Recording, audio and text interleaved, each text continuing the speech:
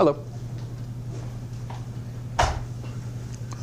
The only reason argon makes up quite a bit of the remaining 1% is it has a density very close to that of air, the mixture of nitrogen and oxygen.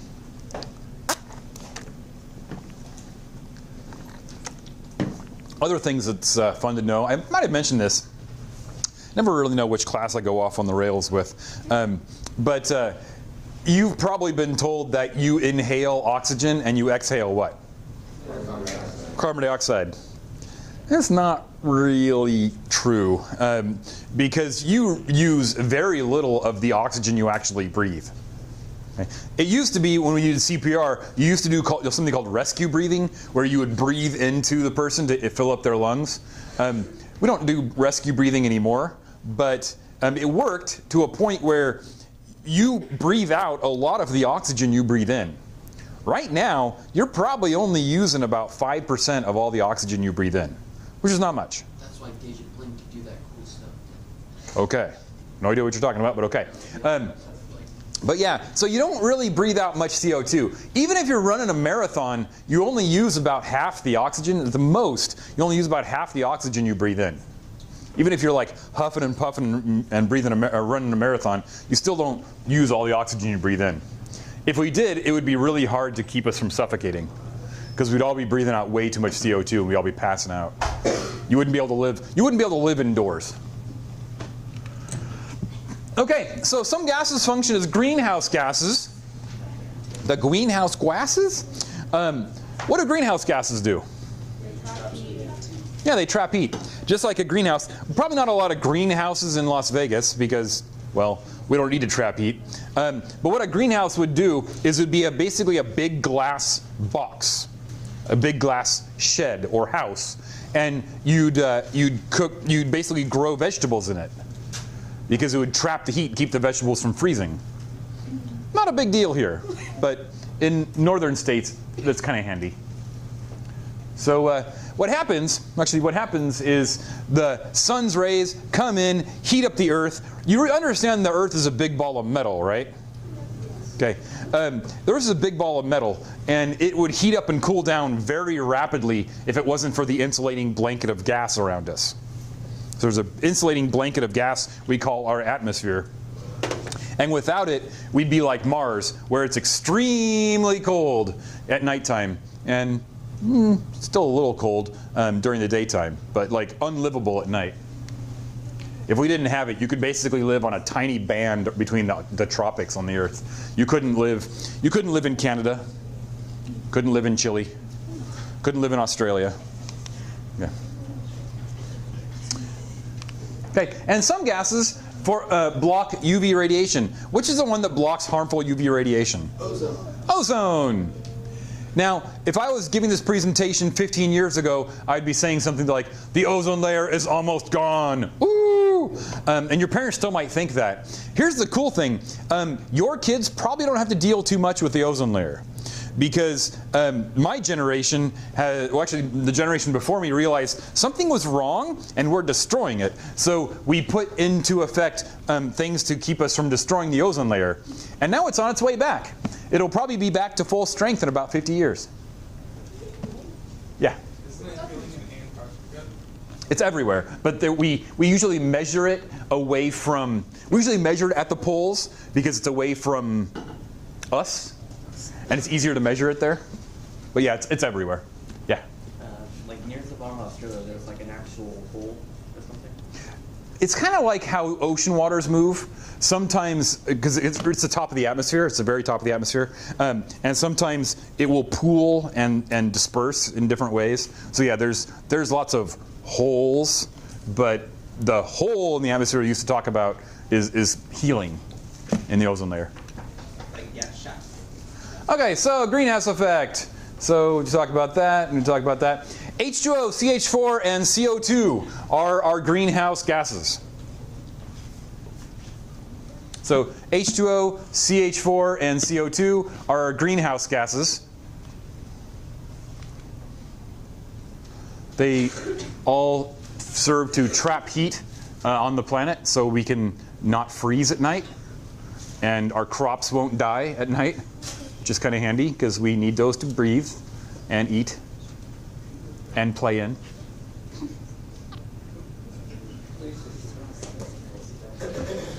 So global warming, we don't really use global warming anymore. Now we use climate change. It's the idea that this is man-made, that, and I'm not going to debate with you whether or not you want to talk about it. Is global warming happening? Is climate change happening? Not going to debate with you, but I'm going to show you a video. Fake news. Fake news.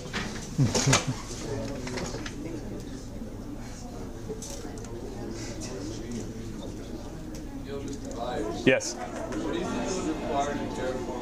Global warming, or none like it hot. I know. I have to switch it over to this crazy computer thing. I gotta switch it over here and then do one of these. Then I can play it. Global warming, or none like it hot.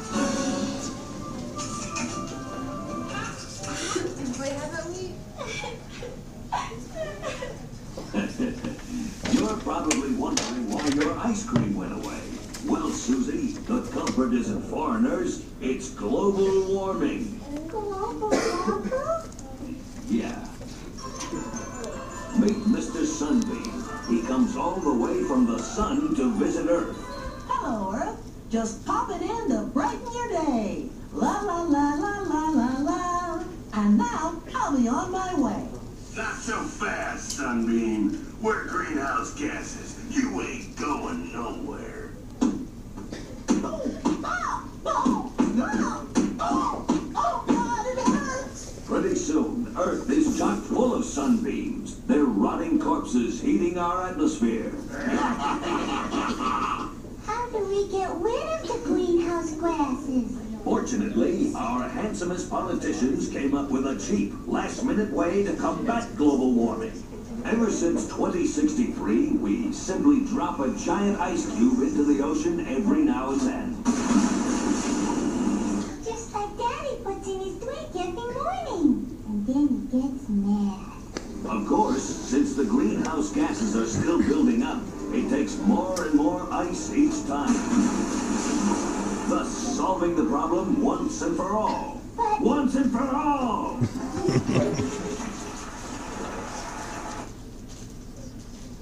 That is a video. That is so meta. That is a video of a video.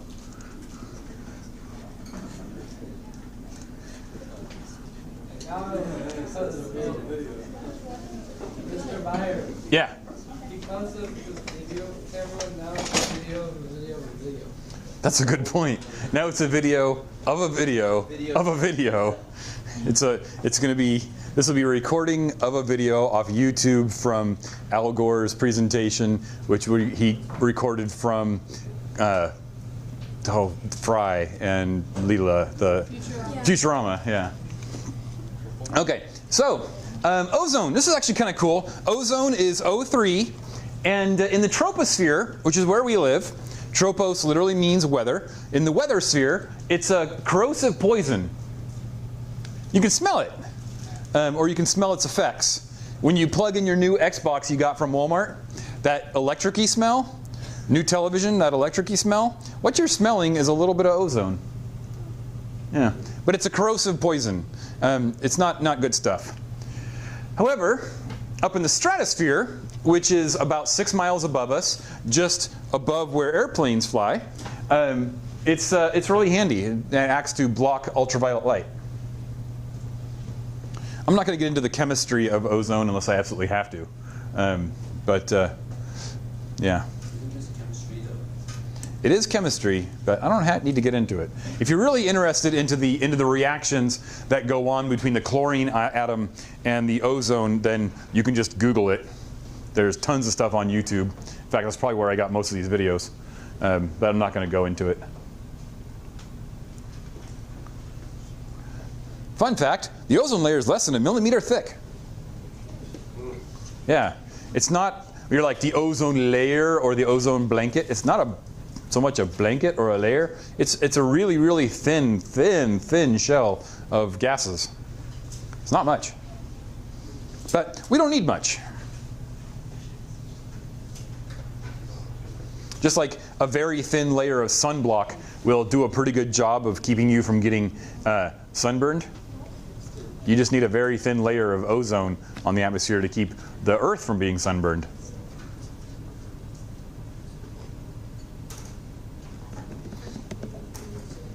Okay, questions? Give me a thumbs up if you're with me so far. Okay, so ozone, O3. What are the greenhouse gases? Good. H2O, CH4, and CO2. So we can control CO2, which is why everyone's like, CO2 is the bad greenhouse gas. It's actually not the most affecting, the most severe greenhouse gas. It's not the most effective. It's just the one we can control. We can't really control water vapor because our planet's 2/3 water. And we can't really control methane because of cows, yeah, biology, and that's just algae and things in the ocean too. So yeah, and cows, and agriculture. But we generally can control CO2 because when you burn stuff, you make a lot of CO2. Remember we were talking about combustion reactions? What are the two products of all combustion reactions? Water vapor and CO2. Okay. So pressure. Now we're going to pivot and talk about pressure. Pressure is force over an area. This is pretty much the only time you're going to hear about force in a chemistry class. We're going to talk about it a lot in physics, because force is basically the bulk of physics is about forces. But force over an area is pressure.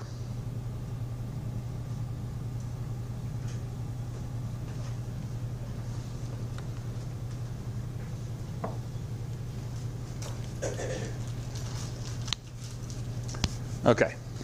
This is a 5-pound weight. A 5-pound weight is 2.5 kilograms, which is about 25 newtons of force. The unit for force is a newton. Okay. So if I drop this, you could probably catch it just fine. You're like, boop, no problem, I can catch it. Unless you throw it at me. If I threw it at you, that would be another issue. But if I asked you to catch it like with your fingertips, it's going to be a lot harder because you're not able to apply as much grip to it.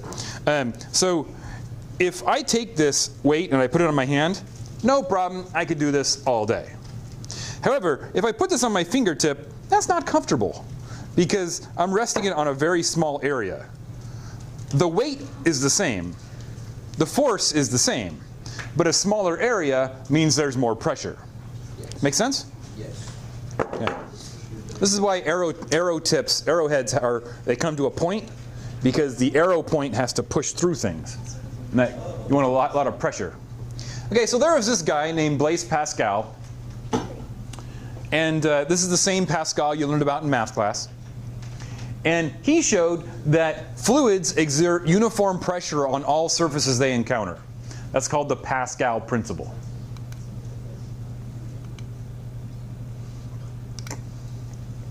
So pressure, sorry, the screen.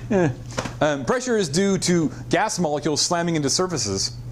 And the pressure on any surface is uniform. This is the reason that a balloon is mostly round. The reason that a bubble is round. Because the gas in the bubble is exerting pressure in every direction uniformly. It's the same. Balloons would be perfectly round if they didn't have the little tying area at the bottom.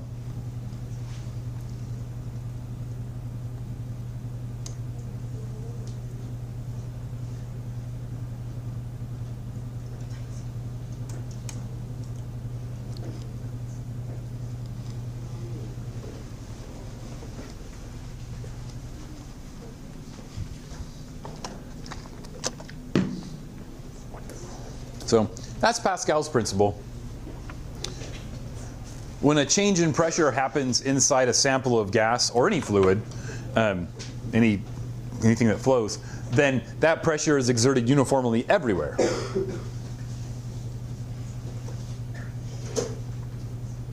And the SI unit for pressure, the SI unit, is the Pascal, which is 1 Newton in a square meter. So pressure is force over area. The unit for force is a Newton. The unit for pressure is meter squared. So a Newton is the pressure of 1 Newton over 1 squared meter. It's not much. It's very, very, very, very, very small. A single Pascal is tiny. Atmospheric pressure is 101,000 pascals. 1 atmosphere, write this down, is 101,000 pascals. Because the next thing we're going to be talking about is units of pressure. And for some reason, there are a lot. But the SI unit is the Pascal. In chemistry, because we don't like standard units, not like physicists. Physicists love standard units. In chemistry, we're going to use the atmosphere. Because it's easy. 1. Usually 1.00. Okay, give me a thumbs up if you're with me so far. Oh, about half of you? Okay, the rest of you are like, what's on my phone? All right, so I have a question for you. Which exerts a greater pressure? The pressure under an elephant's foot or the pressure under a woman's high heel? Anyone ever gone to dance halls and they have a little sign that says no wearing high heels, no stilettos? Do you ever see a sign that says, exactly, you ever see a sign that says no elephants? Have you ever been to a tennis court and there's a sign that says no rollerblades? You've never seen a sign that says no elephants? Yeah. Turns out the pressure is greater under a woman's high heel, an elephant's high heel, a woman's high heel, than it is under an elephant's foot. Because an elephant's foot's like this big. A woman's high heel is like this big. So even though an elephant has like 100 times more weight, 100 times more force, he has much more than 100 times more area. Okay, so pressure units. This is where we're going to end about the pressure units. So we talked about the atmosphere. The atmosphere is just 1. And you need to know how many units of each of these is equal to 1 atmosphere. Okay. So 101,000 pascals is equal to 1 atmosphere. The PSI is what we use in the US. No one really knows why, other than we just kept doing it. The PSI is a pound per square inch. It is much, much more than a Pascal. There are only 14.7 PSIs in 1 atmosphere.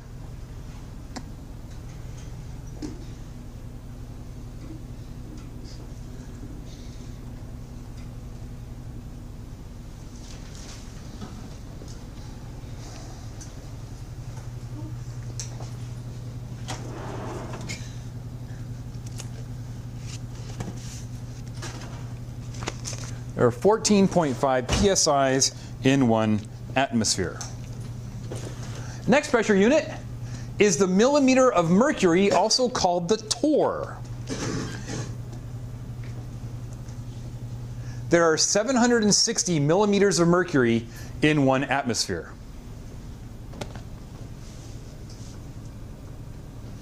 Or 760 torr.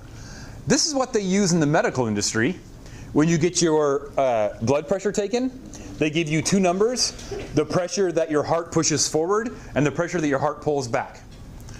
The pressure that your heart pushes forward is called the systolic pressure, and the pressure that your heart pulls back is called the diastolic pressure. And they're given in millimeters of mercury. 110 millimeters of mercury pushing forward, 70 millimeters of mercury pushing back. Nice, healthy heart. Yeah. Isn't that how they measure like vacuums? Vacuums? Yeah, like vacuum chambers. Probably, yeah. Most sciencey things use the torr or the millimeter of mercury.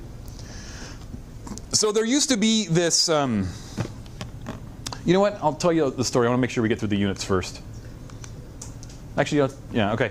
The inch of mercury is the American equivalent of the millimeter of mercury. And this is what we use in weather reports. We use the inch of mercury in weather reports. Alexa.